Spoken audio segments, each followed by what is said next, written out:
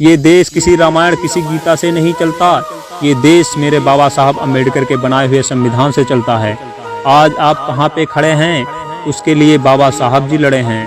आज आपके पास जो दौलत है वो बाबा साहब के बदौलत है।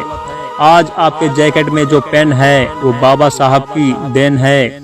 आज आपके पास जो कार है वो बाबा साहब का किया हुआ उपकार है। आज आपके जीवन में जो शांति है वो बाबा साहब की हुई क्रांति है। आज आपके तन पे जो शर्ट है वो बाबा साहब का किया हुआ कष्ट है। फिर भी आप उसके पीछे मौन हैं, तो दिल पे हाथ रख के बताएं कि आपके तरक्की के पीछे कौन है। नींद अपनी खोकर जगाया हमको, आंसू अपने गिराकर हंसाया हमको। कभी मत भूलना उस महान इंसान को, जमाना कहता है बाबा साहब अम्बेडकर जिनको। जय भीम।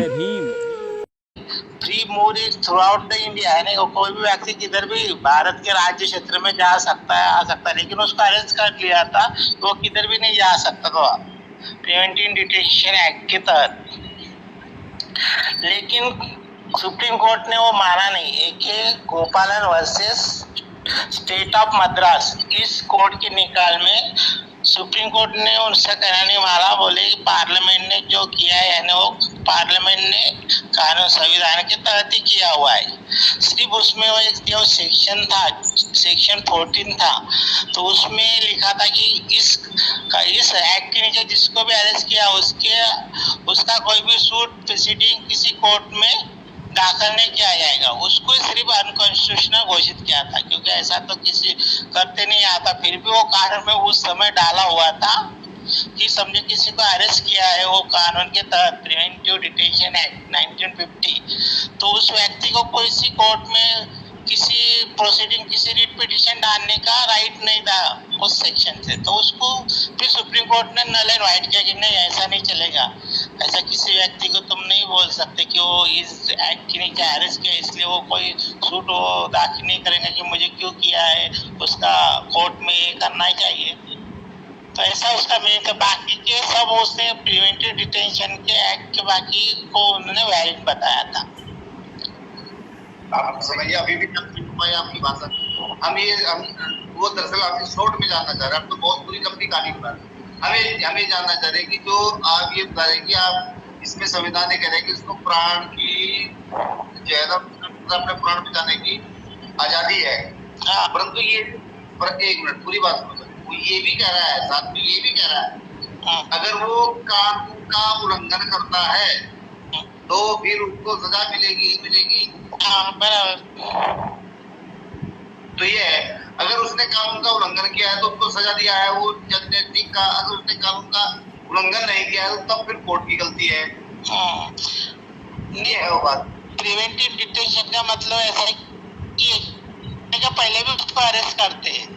वो अपन आगे के आर्टिकल में आर्टिकल 22 में भी वो आगे कल अपन उसके ऊपर चर्चा करेंगे। उसका विस्तृत जानकारी आर्टिकल 22 में है, तो कल उस पर चर्चा करेंगे। उसमें डिटेल्स है वो प्रिवेंटिव डिटेंशन एक्ट के बारे में।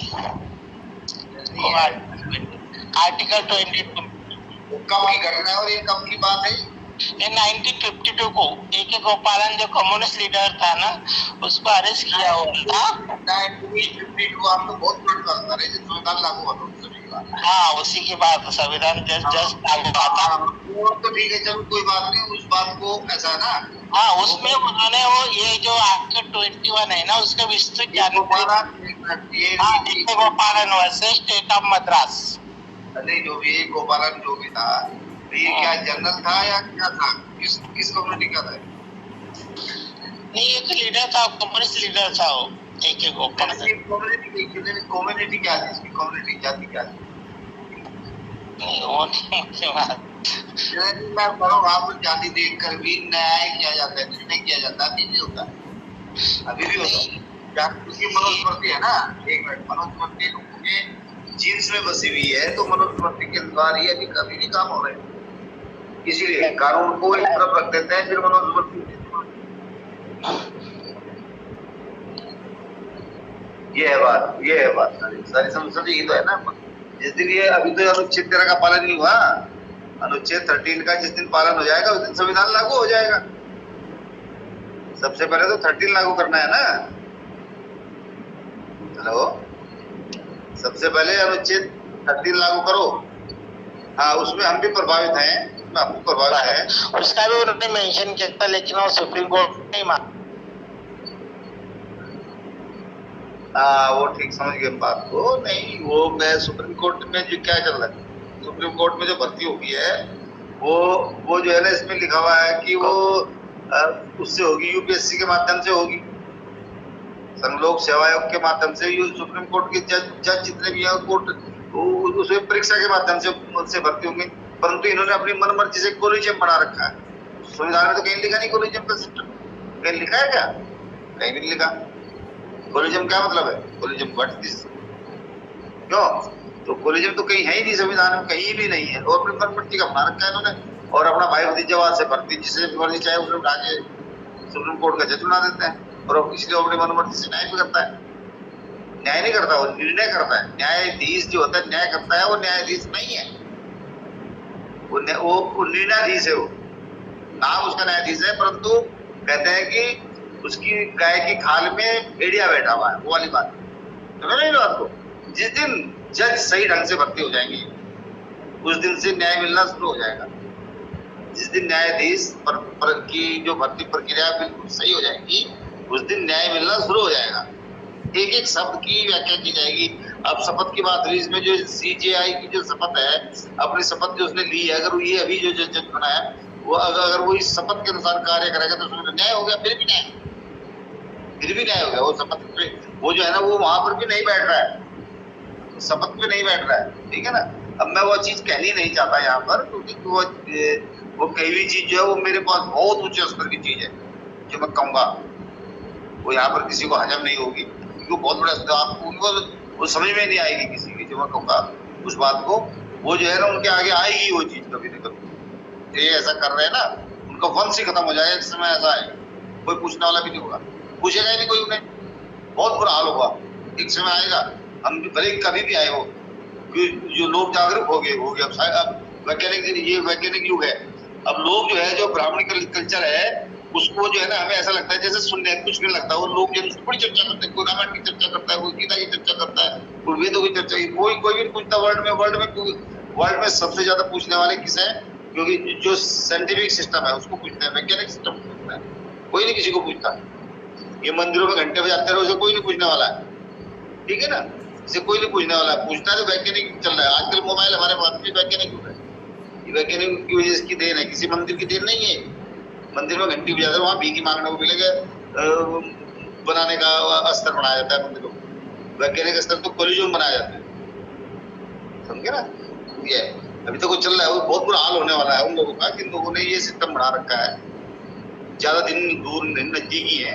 अगर वो अभी भी समझ जाए, समय रहते, तो बहुत अच्छा है। क्योंकि जनता, जो बच्चे जो है ना, जो नए के बच्चे बहुत तेज होते हैं, बहुत सब कुछ समझ रहे हो, एक ही दिन में सारा काम कर देंगे बच्चे, रशिया की तरह करते हैं काम। और हमें भी यही डर है कि कहीं ऐसा ना हो, भारत बदनाम हो जाएगा, जैसे रशिया का नाम आता है, हम बार बार रशिया का नाम लेते हैं। समझ रहे हो मेरी बात? ये बात कहीं ऐसा ना हो, हमारा देश भी बदनाम ना हो, इन लोगों को कभी से बदनाम होगा जो गलत तरीके से काम कर रहे हैं। इनको कोई पता ही नहीं, पैसा कुछ नहीं होता है। पैसा जो है ना, पैसा पूसा कुछ नहीं होता, सब खोज लेते हैं लोग, उनको मार भी देते हैं और खोज भी लेते हैं जो गलत काम करने वाले हैं। जब एक दिन हद हो जाएगी, मनुष्य बहुत है, तब बहुत दुनिया है, समझे ना। इतनी फोर्स नहीं है जितनी दुनिया है। जी सर।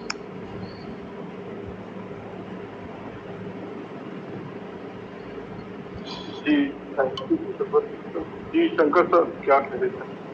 हाँ, ये जो अभी सीए सिटीजनशिप अमेंडमेंट एक्ट जो हुआ, वो भी आर्टिकल 21 आर्टिकल 40 का के विरोध में ही है। उसको सुप्रीम कोर्ट में चैलेंज किया हुआ है, लेकिन अभी तक कोई सुप्रीम कोर्ट की हियरिंग उस बारे में नहीं हुई। तो सिटीजन अमेंडमेंट एक्ट हुआ,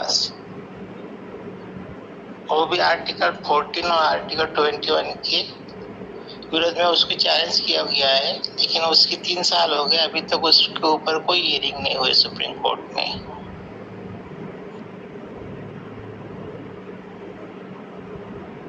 जी सर, अभी इसीलिए कहा गया है, जो नए अभी सीजीआई नियुक्त हुए हैं ना सर, तो उन पर सबकी निगाहें रहेंगी, सबका ध्यान रहेगा कि उन्होंने जो शपथ ली है ना संविधान पालन की, कि वो ऐसा करें, और यदि ऐसा नहीं कर पाते तो हम भारत के लोगों का काम है कि उनको ध्यान दिलाएं कि संविधान का पालन करें, अन्यथा कुर्सी खाली करें सर, है ना सर।